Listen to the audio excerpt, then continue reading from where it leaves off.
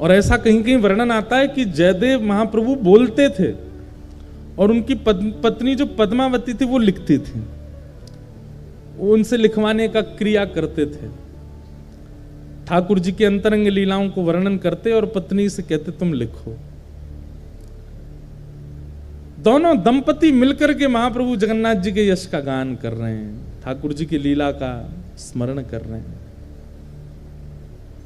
एक बार एक अष्टपदी का सुंदर भाव आया चित्त में, और उस अष्टपदी में रास बिहार का वर्णन कर रहे थे श्री जयदेव महाप्रभु। तो रास बिहार का वर्णन करते करते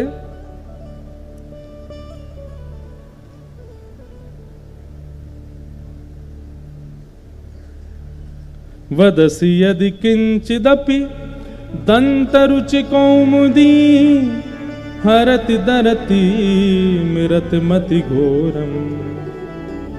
ये अष्टपदी का प्रारंभिक इससे प्रारंभ होता है। सुंदर रास बिहार का वर्णन कर रहे थे और रास बिहार का वर्णन करते करते उनके मन में एक सुंदर भाव आया। क्या? भण मृषण वाणी करवाणी चरणद्वयम सरसल सलद तत्कसुरागम स्मर गरल खंडनम मम शिरसि मंडनम देहि पद पल्लव मुदारम। अब इस भाव में ऐसा वर्णन है कि ठाकुर जी किशोरी जी के साथ रास बिहार कर रहे हैं और रास बिहार करते करते ठाकुर जी आते हैं और थकी हारी किशोरी जी बैठी हैं और किशोरी जी को थके हारा जान करके ठाकुर जी मन में सोचते हैं कि आज मैं अपने मन की इच्छा पूरी कर लूं। क्या है मन की इच्छा?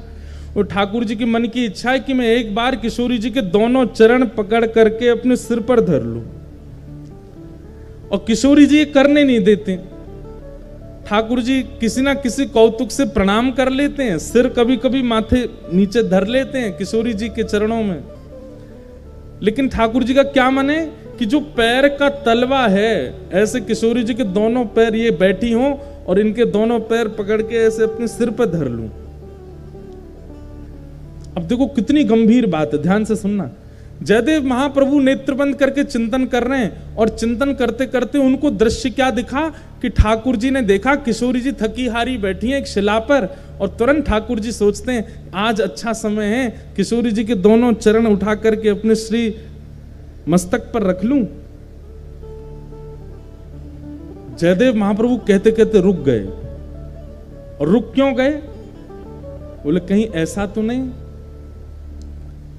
कि ठाकुर जी और किशोरी जी के इस भाव को मैं जो देख रहा हूं मेरी पत्नी किसी अन्य भाव में ले जाए।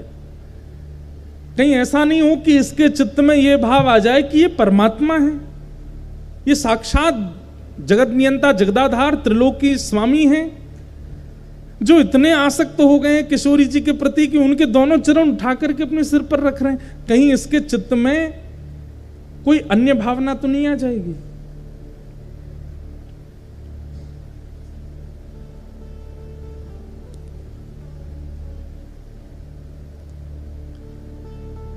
बोलते बोलते जयदेव महाप्रभु रुक गए और तुरंत मन में विचार किया कि मैं अपना नित्य क्रम करे आता हूं और इसको मैं थोड़ा परिवर्तित करके बोलूंगा, ऐसा कोई भावना आवे जिससे इसके चित्त में कोई दुर्भाव प्रकट हो जाए। तो जयदेव महाप्रभु बोले देवी अभी ना मुझे आगे याद नहीं आ रहा है, तुम एक काम करो इसको आगे मैं पूरा करूंगा, यहीं रख दो। और कलम और गीत गोविंद की पुस्तिका वहीं रख करके जयदेव महाप्रभु बोले तुम भोजन प्रसाद तैयार करो, मैं गंगा स्नान करके आता हूं और स्नान करके आके फिर प्रसाद पाके फिर लिखूंगा। ठीक है। अब वो चली गई प्रसाद बनाने, जयदेव महाप्रभु चले गए गंगा स्नान करने। इतने में ठाकुर जी ने मन में विचार किया कि इस भाव को लिखने में इनको संकोच क्यों हो रहा है। अरे किशोरी जी के चरण मुझको सिर पर धारण करने में कोई दिक्कत नहीं है, ये जयदेव महाप्रभु संकोच क्यों कर रहे हैं इस भाव को वर्णन करने में? और बोले ये स्नान करके आएंगे, इसको परिवर्तित करके कुछ और लिख देंगे, और लेकिन मैं चाहता हूं कि यही लिखा जाए। तभी जयदेव महाप्रभु का रूप धारण करके स्वयं श्री जगन्नाथ जी आ गए। और जयदेव महाप्रभु के रूप में जैसे आए, पत्नी बोली बड़ी जल्दी स्नान कर आए। हाँ देवी, वो मुझे पंक्ति याद आ गई थी, आगे जो लिखनी है, लाओ कलम दो, मैं लिख देता हूं। और तुम भोजन बन गया? बोले हाँ तैयार है। बोले लगाओ थाली, मैं भी पंक्ति लिख देता हूं। और श्री जगन्नाथ महाप्रभु ने जयदेव जी का रूप धारण करके इस पंक्ति को लिखा। क्या? भण मृषण वाणी करवाणी चरणद्वयम् सरसल सदल कथ सुरागम स्मर गरल खंडनम मम शिरसि मंडनम देहि पद पल्लव मुदारम। हे किशोरी जी, आपके चरण कैसे हैं? बोले इन चरणों को यदि कोई दूर से देख ले और उसके चित्त में यदि काम भी उत्पन्न हो गया होगा तो किशोरी जी के चरणों में इतनी सामर्थ्य है कि उसके हृदय से उस काम का नाश हो जाएगा। ऐसे काम नाशक इन चरणों को मैं अपने शीश पर धारण करता हूं। स्वयं ठाकुर जी ने लिखा और लिख करके जयदेव महाप्रभु की छाप लगा दी। जयति जयदेव कवि भारती भूषितम मानिनी जननि तिशातम। जयदेव महाप्रभु की छाप लगा करके और पूरी पंक्ति पूरी करके, देवी भोजन लगाओ। पत्नी ने, पद्मावती ने भोजन बनाया, ठाकुर जी ने प्रेम से पाया। और नियम था पद्मावती का कि जयदेव महाप्रभु पाते फिर उसी थाली में जो बच जाता उसमें ही थोड़ा परोस के पाती थी। आज ठाकुर जी ने अपना अधरामृत दे दिया पद्मावती को और पद्मावती ने प्रेम से उसी में ही दाल भात मिला करके पाया। आज तो ऐसा अद्भुत, आज पद्मावती बोली ऐसा लगता है मेरे हाथों में लक्ष्मी आ गई है। कितना सुंदर स्वाद, ऐसा लगता है जगन्नाथ महाप्रभु का भात पा रही हूं क्या। बड़े आनंद में निमग्न होकर के एक एक कोर पा रही थी। तभी जयदेव, असली जयदेव आ गए। और वो जयदेव कहां गए? बोले देवी मैंने तो बहुत पा लिया, अब मैं सोने कक्ष में जा रहा हूं, तुम पालो। जगन्नाथ जी तो चले गए भीतर कक्ष में, असली जयदेव जी आए। आकर के अपनी पत्नी को देखा, वाह देवी इतनी जोर की भूख लगी कि आज हमसे पहले ही पा लिया आपने। पद्मावती बोली क्या कह रहे हैं? बोले तुम रोज हमको पवाती हो, फिर हमारे बात पाती हो, आज हमसे पहले ही पा रही हो। पद्मावती बोली कुछ खा पी लिए हैं क्या आप? अरे अभी अभी तो आप प्रसाद पाके सोने गए थे, आपका जो बचा थाल में वही मैं पा रही हूं। जयदेव महाप्रभु बोले मैं तो तब का गया, गंगा स्नान करके और संध्या वंदन करके अब लौटा हूं, मैं कहां प्रसाद पाया मैंने अभी। अरे आप थोड़ी देर पहले आ तो गए थे, बोले मुझे पंक्ति याद आ गई है, जल्दी कलम दो, और तुरंत आप लिखने बैठ गए और लिख करके आज बड़े खुश हो रहे थे, बड़े आनंद से अपना ही नाम गा रहे थे, वाह जयदेव कह रहे थे। और फिर प्रसाद प्रेम से आपने पाया और सोने गए हो भीतर, पीछे से निकल के फिर आ गए हो बाहर, ये क्या लीला कर रहे हो आज? जयदेव महाप्रभु बोले मैं पंक्ति लिखने आया था। बोले हाँ कहां है? गीत गोविंद काव्य। बोले वो वहीं जहां आप रखते हैं वहीं रखा है। तुरंत दौड़ करके गए और जैसे ही उस पंक्ति को देखा, जिस पंक्ति को लिखने में संकोच जयदेव महाप्रभु कर रहे थे, सुंदर अक्षरों में श्री जगन्नाथ जी अपने हाथों से लिख करके गए। और जब अंतिम पंक्ति पढ़ी, जयति जयदेव कवि भारती, जयदेव की जय जय हो, जो भारत में ऐसा भूषण रत्न जयदेव प्रकट हुआ उसकी जय जय हो। अपने प्रति ये मान सम्मान महाप्रभु जी के द्वारा सुन करके देख करके जयदेव जी रो पड़े। तुरंत पत्नी से बोले चलो जगन्नाथपुरी। महाप्रभु जी के सन्मुख आकर के इतना रोए, नाथ आप कितना स्नेह देते हैं, कितना प्रेम करते हैं,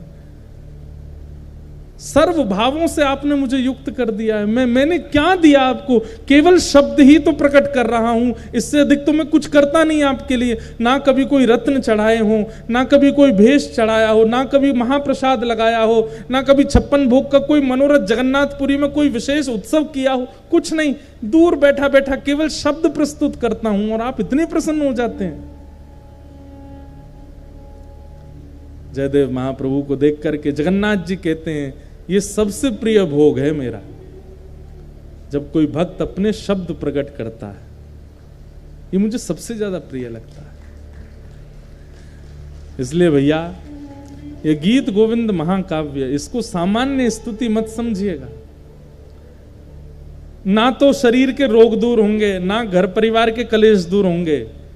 गीत गोविंद कोई हनुमान चालीसा की तरह पाठ नहीं करना, भूत पिशाच निकट नहीं आवे, महावीर जब नाम सुनावे।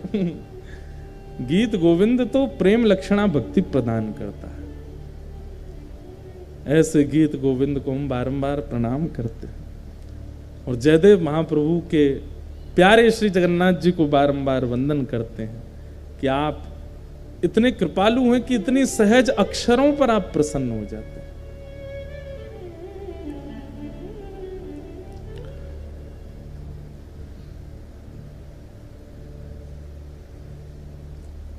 आज आधी से ज्यादा कथा तो गीत गोविंद पे ही हो गई, लेकिन अच्छा है ना, महाप्रभु जी को प्रिय है।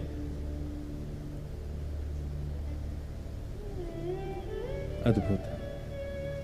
बोलो जगन्नाथ महाप्रभु की जय।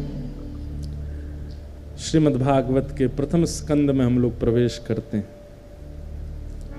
जन्माद्यस्य यतोऽन्वयादितरतश्चार्थे स्म विज्ञस्वराट् तेने ब्रह्म हृदय आदिकवये मुह्यन्ति यत्सूरयः तेजो वारिमृदां यथा विनिमयो यत्र त्रिशर्गो मृषा धाम्ना स्वेन सदा निरस्तकुहकं सत्यं परं धीमहि।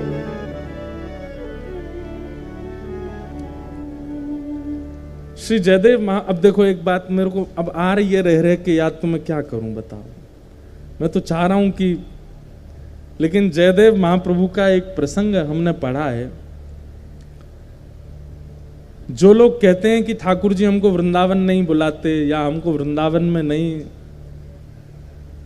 इतने साल हो गए हमको वृंदावन नहीं जाने को मिल रहा है, आदि आदि लोग भाव रखते हैं। श्री जयदेव महाप्रभु भी पूरा जीवन व्यतीत करने के बाद वृंदावन गए, अपने अंतिम दिनों में वृंदावन पहुंचे हैं। और जैसे ही वृंदावन पहुंचे हैं बस फिर ज्यादा देर रह नहीं पाए। यमुना जी का दर्शन किया, लता कुंज वृक्षों का दर्शन किया, गिरिराज जी का दर्शन किया, रज को माथे से लगाया और श्री जयदेव महाप्रभु फिर ब्रज में ही विलीन हो गए। उसी दिन अपने प्राणों का परित्याग वृंदावन में ही किया।